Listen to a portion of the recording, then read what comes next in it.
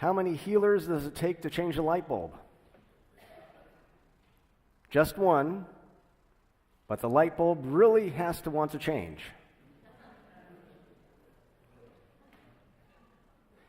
A rabbi is kneeling in front of the altar. God, I am nothing, and you are everything, he says.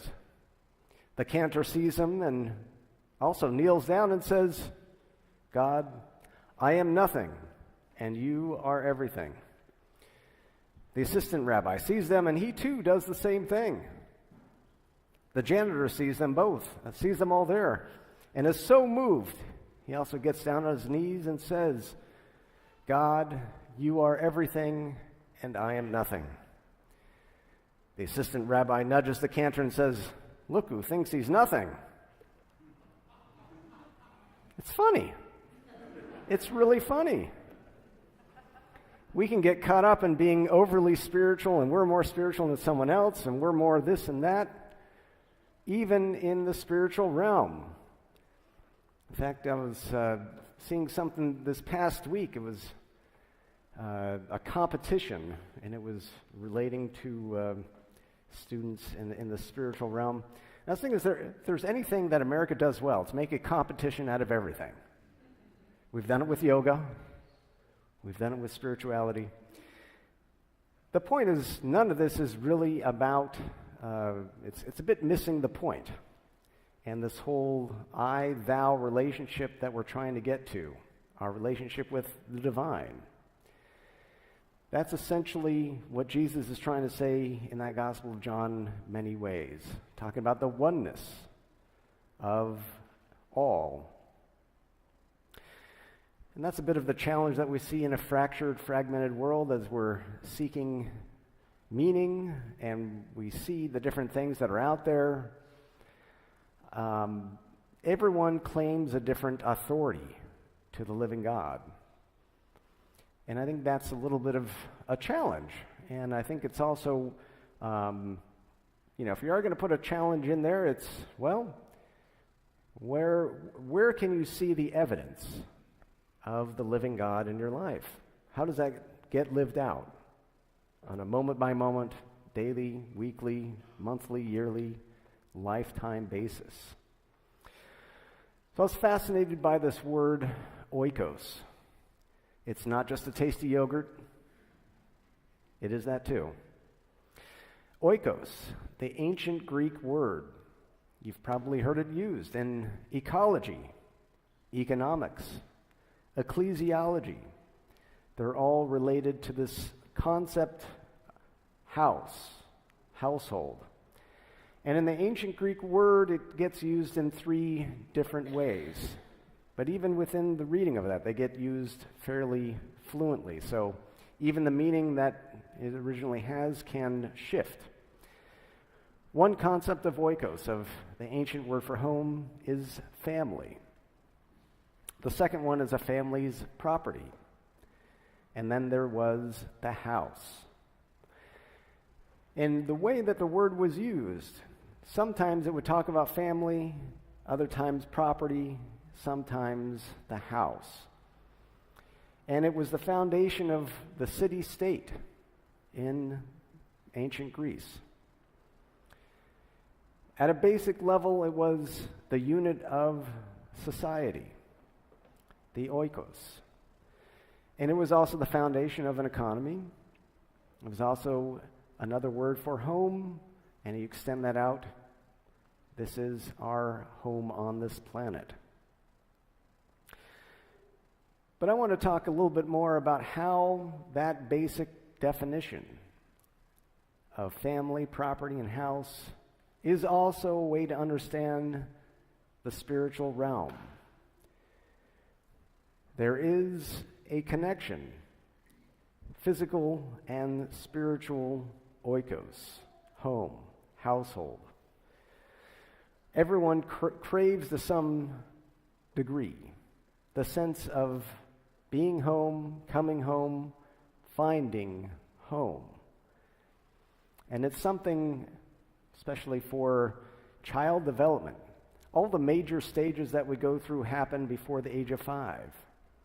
Those are going to impact your entire lifetime, those major developmental stages we all go through. The main thing and the basic ingredient for success of a lifetime is giving sustained attention and love to this child that is new in our world. It's as simple as that, and yes, as complex as that.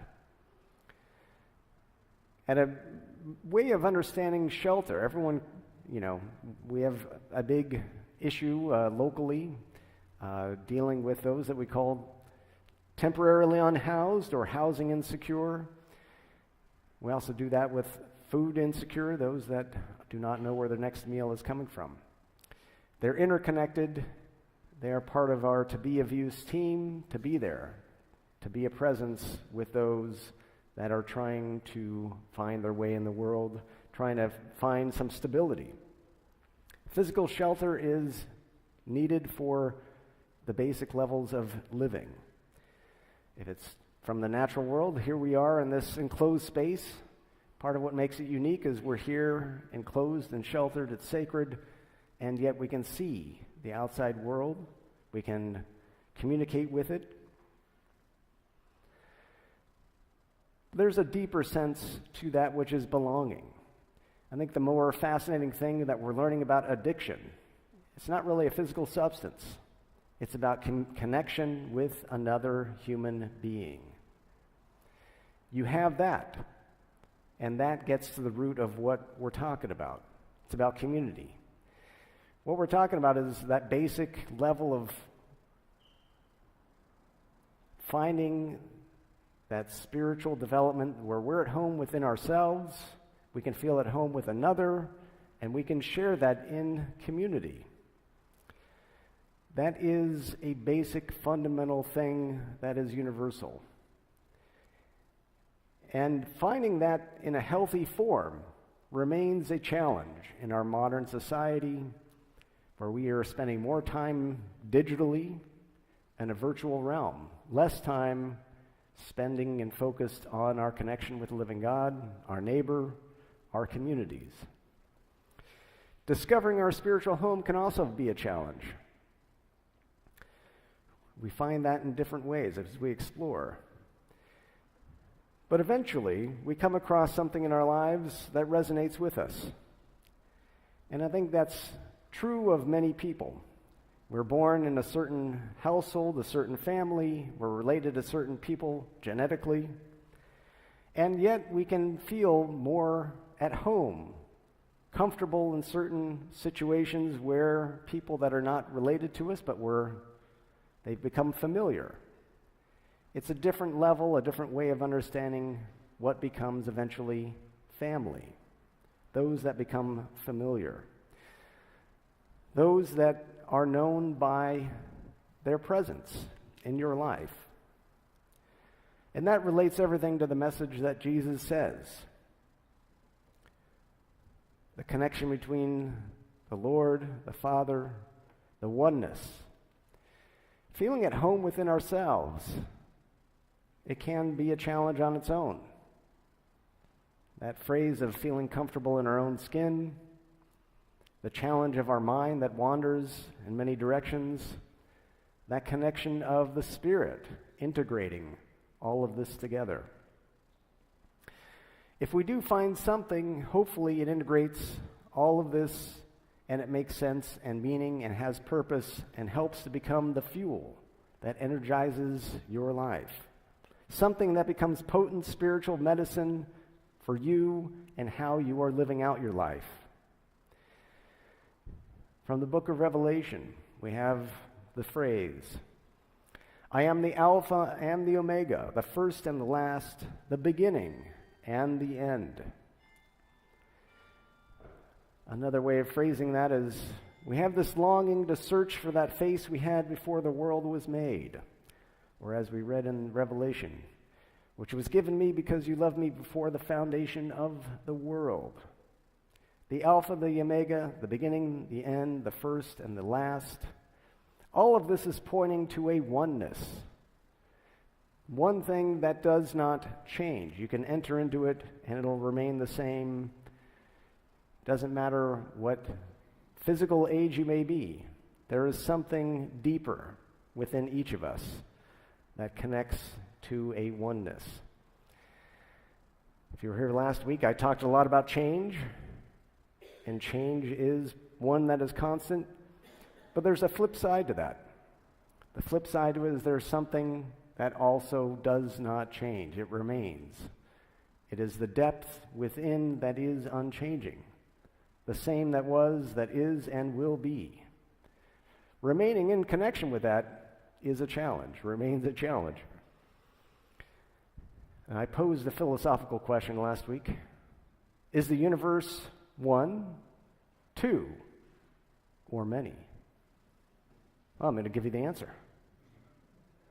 Technically, the universe is always one because the word uni means one. However, in a bifurcated universe, you've got the physical realm and the spiritual realm, and they are interconnected on the multiples of the many. So, by integrating the mind, body, and spirit, we can come to a better integrated oneness at the depths of our being. All right. Here's the heart of the message of today. Righteous Father, the world does not know you, but I know you, and these know that you have sent me. I have made your name known to them, and I will make it known, so that the love with which you have loved me may be in them, and I in them. If you listen carefully, the message is about the binding force of love within all of creation.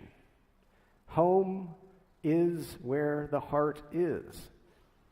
And it's not just a flippant phrase. There is more about what it takes to find home. In the New Testament, there is the phrase about becoming new creatures, because the old is gone, the new has come in, and we are adapting to new reality as a transformed creature on this planet. We have found something that ignites our spirit, our soul. And I think the challenge is we have this, and those that have found it, we find that the world out there doesn't operate on that same level of energy that we have discovered. Well, the good news is more and more people continue to find that spiritual ignition, the energy, we can call it Christ consciousness, making a dwelling place in our hearts. The connection between OIKOS on the spiritual level and our heart. It's a way of dropping down from those thoughts that maybe are distracting. They're discerning. They're good at slicing and dicing the universe as we know it. The heart understands the unity. It understands it from a feeling level, crackling with life. It's no wonder that our ancestors would gather around the fire. It was primal, it gave off heat, it gave its life and light, but it had something as well. The hearth, usually considered the heart of a home. And if you throw logs on the fire and you observe the element of fire, it's alive. You know, you have it there, a little bit of sap will be there and it'll spark alive and things will happen. But if you understand what the hearth is, it's very close to this concept of home because you take away only one letter from hearth. You've got heart. The hearth becomes the heart, and it is that place where we gather, we energize, we can be ourselves, we can feel connected. Becomes heart and hearth energy. Maya Angelou has a brilliant quote where she said, "I've learned that people will forget what you said. People will forget what you did. But people will never forget how you made them feel." I don't know about you, but that speaks more truth about people that I've experienced in my life. I do forget the details of what they did, what they said, but I always remember how a person made me feel. There is a way forward, and Jesus presents this in our scripture today.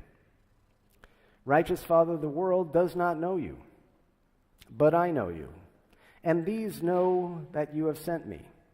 I made your name known to them, and I will make it known, so that the love with which you have loved me may be in them, and I in them. Again, it's as simple as that connection between us, our living God, and our neighbor. Continuing to dedicate our days in fostering this. The incarnation, God becoming flesh, dwelling among us. It should continue to be a shocking revelation that God would do such a thing. Is it possible to feel that divinity, that connection, while we're still here in human form? It isn't a radical thing that happens in the spiritual awakening process. It's a little bit like waking up from sleep. When we recognize how we've been and what we've been living out of no longer serves our highest and higher purpose.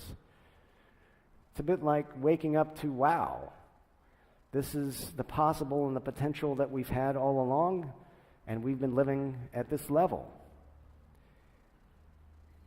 All this is pointing to what the ancients have known in certain ways. What Jesus reminds us of is where we can be, how we can elevate our game, how can we rediscover our spiritual oikos, feeling home in the here and now and connected to divinity. Jesus reminds us that our spiritual connection is available at all times. He also showed us it's possible to live that out while we are here on earth, being deeply rooted in divinity, in the here and the now. May the Lord so help us all to deepen our own spiritual sacred presence with the Holy One here on earth. Amen.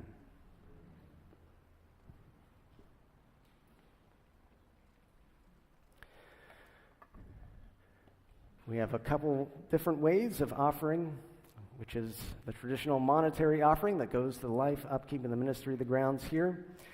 The second form of offering is